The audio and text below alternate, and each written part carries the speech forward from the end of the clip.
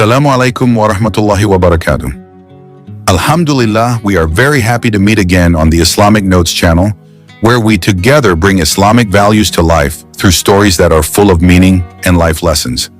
Every story we present is not just entertainment, but also a reminder that in every test there is a hidden blessing. In every step, there is an opportunity to get closer to Allah. These stories teach us to remain patient, steadfast in goodness, and always be grateful for every provision of His. Don't forget to subscribe and activate the notification bell so you don't miss the stories full of wisdom that we present regularly. Support from all friends means a lot to us to continue presenting useful and inspiring Islamic content. Let's start the story.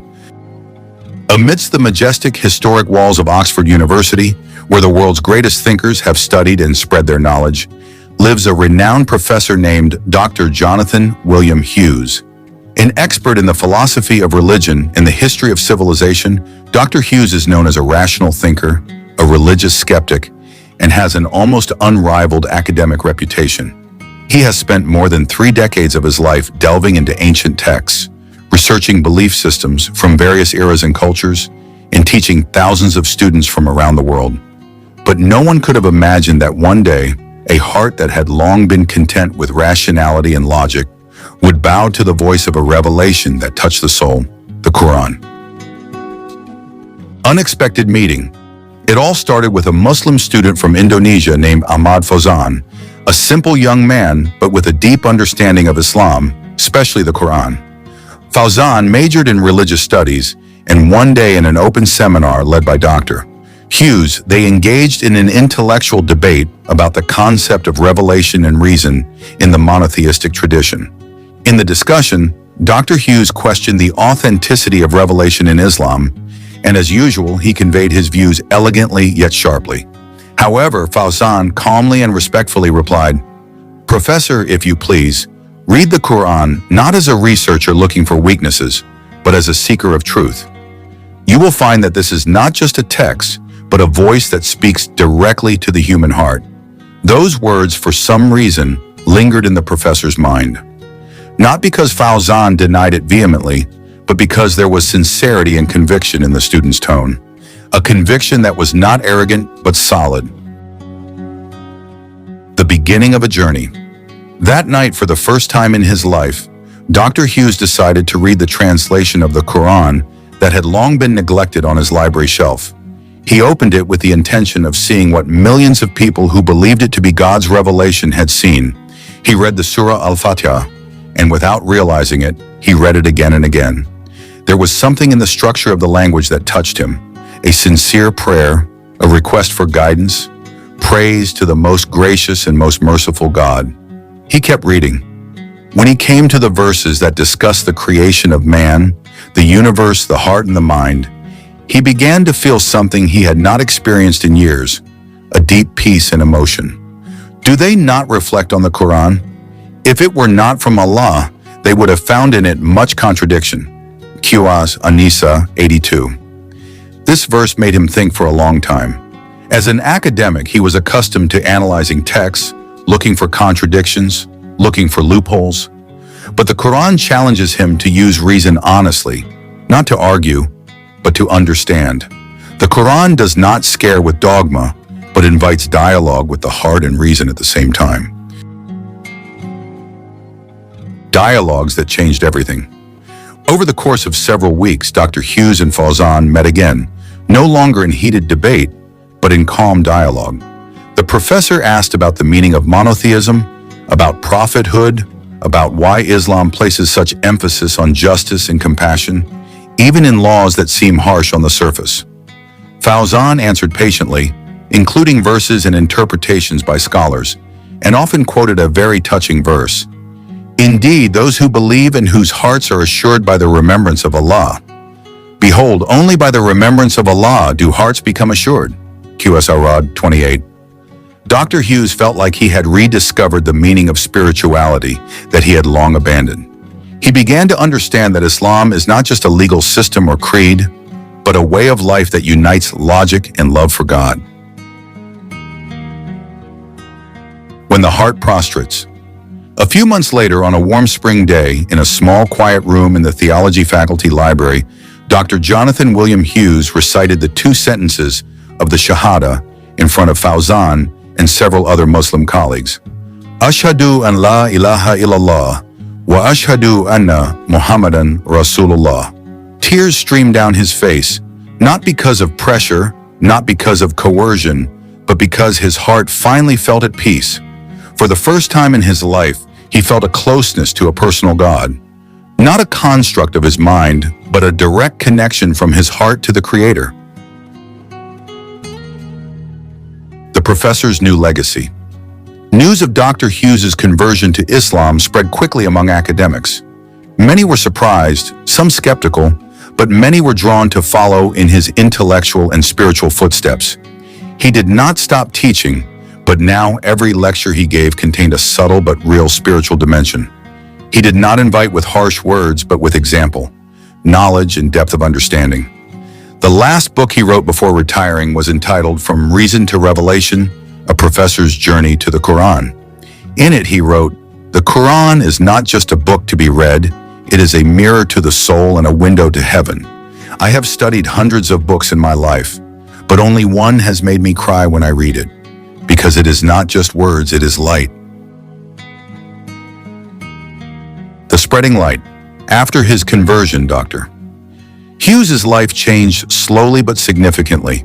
He still dressed as he always did, still taught, still read and wrote, but there was a new peace radiating from his face and demeanor. Many colleagues noted the change. A senior lecturer once told Fawzan, "I don't know what happened to Jonathan, but he seems more at peace now, even more patient with stubborn students." Dr. Hughes's conversion was not just a private event. He became a silent source of inspiration for many around campus. Students from all religious backgrounds began coming to his office, not to argue but to ask, "What made you change?" And each time, he would smile, open his desk drawer, and pull out a translated copy of the Qur'an. He would say in a soft voice, "I haven't changed. I've come back. I've come back to my natural state as a human being seeking the truth." And the Qur'an answers that search. A class that is no longer ordinary. After converting to Islam, Dr. Hughes began to insert insights into his courses about the Qur'an and Islamic civilization. Not as dogma, but as examples of civilizations that shaped world history. He did not impose his beliefs, but he always reminded students that Islam is not synonymous with violence, backwardness, or fanaticism. If you only know Islam from the media, you don't know it at all. Read the Qur'an. Understand it for yourself. Don't let prejudice replace reason and intellectual honesty. In his lectures on the philosophy of divinity, he quoted verses from the Qur'an alongside the works of Plato, Kant, and Descartes. He showed how revelation does not contradict reason, but rather refines it. He even created a new syllabus called Wisdom and Revelation, dialogues between reason and the divine that became very popular among international students. Meeting the Islamic world. Shortly after his conversion, Dr. Hughes received invitations from leading Islamic universities in the world. Al-Azhar, the Islamic University of Medina, and the International Islamic University of Malaysia. They wanted to hear his story firsthand, as well as discuss how to present Islam in an intellectual language that would be acceptable to the modern academic world. In each of his visits, he spoke about the importance of uniting knowledge and faith and strengthening interfaith dialogue with an attitude of humility and openness. We do not lack arguments. What we need is a listening heart and an honest mind. He also reminded Muslims not only to be proud of someone converting to Islam, but also to be an example that displays the morals of the Qur'an: honesty, justice, patience, and compassion. Letter to Fawzan. A few years after graduating, Fawzan returned to his homeland to become a lecturer and campus preaching instructor. One day he received a postal letter with the Oxford University logo in the upper right corner. It was a letter from Dr. Hughes, who is now widely known as Ustaz Jonathan among Muslim students in Oxford. The contents of the letter were simple, yet heartrending. Ahmad Fawzan, my son, did you know that the day you challenged me with gentleness was the day I began to open the window of my soul? I will never forget how you introduced the Qur'an without forcing, without belittling. You did not know that on that day it was not me who tested your faith, but my heart that was being tested by Allah. Now I understand why your messenger was a teacher, because what changes the world is not weapons, but words and affection. May Allah protect you and strengthen your steps on the path of preaching. You have become a medium of guidance for a stubborn old man like me. Fawzan cried as he read the letter.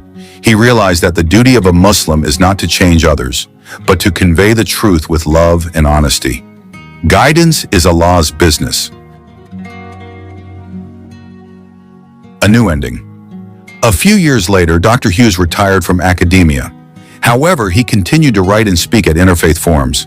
He often appeared with Muslim priests, rabbis, and scholars in discussions on ethics, social justice, and spiritual life. On many occasions, he always carried a small book in his hand, an English translation of the Qur'an. He never forced anyone to follow in his footsteps. He only asked, "Give the Qur'an a chance to speak for itself. Do not judge it before you hear it." Sometimes the most honest voice is not heard in the ear, but in the heart. And until the end of his life, he remained steadfast in Islam, as a servant who once sought the truth through books, and finally found it in revelation. The teacher who touched the world. Years passed. The name of Dr. Jonathan William Hughes began to resonate not only in the academic world, but also among international Muslims. He began to be known as a scholar who was able to bridge the Western world and Islamic values, bringing the message that faith does not contradict logic, but rather perfects it. At various international conferences, he always delivered a soothing message. Islam did not come to conquer reason, but to guide it towards truth. For me, Islam never erased my reasoning. It refined it, directing my thinking towards a higher purpose. His words penetrated the hearts of many people. Not a few non-Muslim attendees came just to see a professor who used to be an atheist, now prostrating 5 times a day. But what they found was not just Islam, but depth, serenity, and light in his speech. Dialogue with the world. Dr. Hughes then began writing new books that shook many secular academics. The title of his most influential book was The Qur'an and the Scholar, Reflections of a Former Skeptic. In it, he shared his life story candidly, the doubts, the searching, the ego, the spiritual emptiness, and ultimately, the light of the Qur'an that shattered the fortress of his intellectual arrogance. One of the most widely shared quotes from his book is, "I thought I would find the truth in a library, but instead I found it in the quiet prostration of the night, when I read the verse, 'Say, my prayer, my servitude, my life, and my death are for Allah, the Lord of the worlds.'" Qur'an 1:6-2. At that moment I realized my search was over, for I had returned to my Lord. The last meeting with Fawzan. Sometime after that, Dr. Hughes, now more often called Abu Yusuf by the local Muslim community, invited Fawzan to Oxford to give a guest lecture. Now Fawzan is a respected young doctor and lecturer in Indonesia. The two of them sat in a small garden behind the campus, the place where they first had their discussion. "Fawzan," the professor said slowly, "I want you to know something. You are not just a student, you are the first teacher in my new life." Fawzan fell silent, his eyes glistening with tears. "I am only conveying what I have learned from the Qur'an, Prof. Sorry, I mean Abu Yusuf." The professor laughed softly, then took his former student's hand. "You did not just teach me about Islam. You taught me how to convey the truth, not in a loud voice, but with sincerity and love." That night they prayed together in the small mosque of the Oxford Muslim community. The imam was a student from Morocco. Behind the priest stand 2 figures from very different backgrounds, but united by the same light, the teacher and the disciple. The end that became a beginning. A few years later, Dr. Hughes died at the age of 71. He was buried according to Islamic law in a local Muslim cemetery.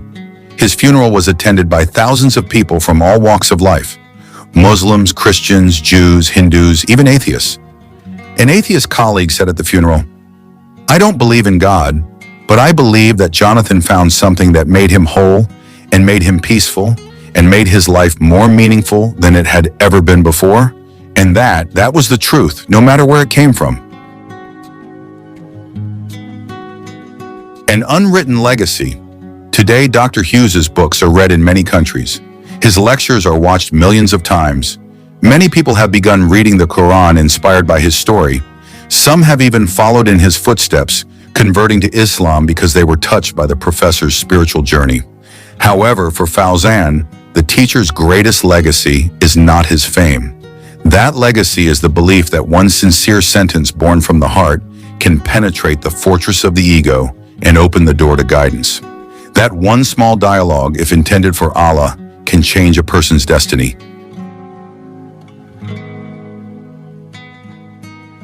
Conclusion: the light continues to burn. On the Oxford campus, on the wall of the library where Dr. Hughes used to teach, there is a quote that was immortalized by the students. "Don't be afraid to read the Qur'an. It will not erase your mind. It will perfect it. And don't be surprised if it speaks to you, because it was revealed to your heart." Professor Dr. Jonathan W. Hughes, Abu Yusuf. And that's the story of the professor. He came as a seeker and died as a returned servant. He proved that truth knows no age, title, or origin. Truth belongs only to those who sincerely seek it, and Allah, the best guider, chooses whom He wills. Even from the halls of the world's oldest university,